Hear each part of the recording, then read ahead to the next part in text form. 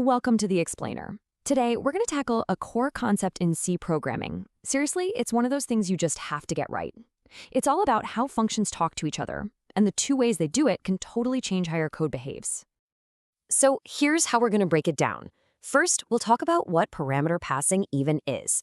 Then we'll dive into the two big methods, call by value and call by reference. We'll put them side by side to see the difference, and then we'll wrap it all up with the one key takeaway you need to remember. All right, so first things first. When you write a function, how does it get the information it needs to actually do its job? That simple question, well, that's what perimeter passing is all about. Now, think about this for a second, because the answer to this is everything. If you don't control how data is passed around, you could end up with some really sneaky bugs and behavior that just doesn't make sense.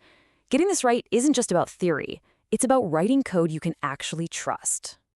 You know, you can think of parameter passing as the official communication channel between different parts of your program. It's how you hand over the raw materials a function needs to get to work. Okay, so let's check out the first and probably most common way of passing data into a function, especially for simple stuff like numbers or characters. This is called call by value. The key idea here is that you're not actually sending your original data.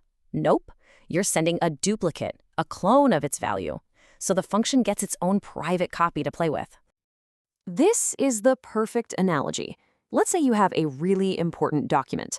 Instead of handing over the one and only original, you make a photocopy and give that to the function. Now that function can write all over the copy, highlight stuff, even rip it up, and your original document, it's sitting there perfectly safe and untouched. So look at how clear this separation is. The main function has its variable, x, which is 10. When we call the function, a brand new copy of that 10 is created in memory.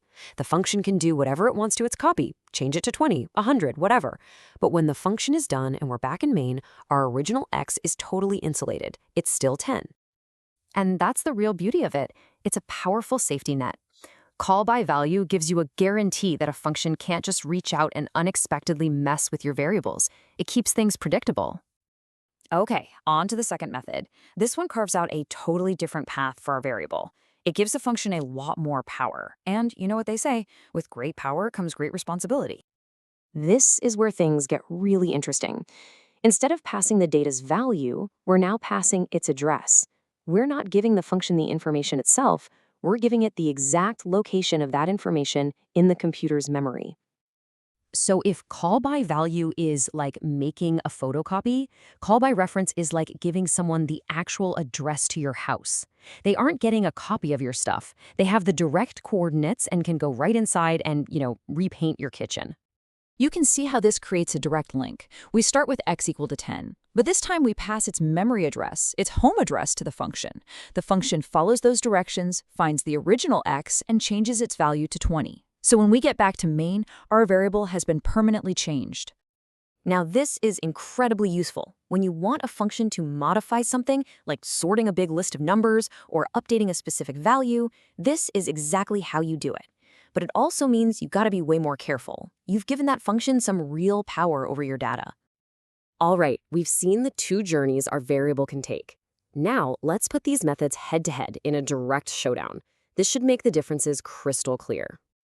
This table really breaks it all down, doesn't it? With call by value, you're passing a copy, so the original is always safe. That's great for protecting data. With call by reference, you're passing an address, which means, yep, the original can be changed. You use this when you need to modify something, or maybe to avoid making huge, inefficient copies of data. So the big question isn't which one is better, it's which is the right tool for the job. If you're passing a simple number and you don't want it changed, call by value is your friend.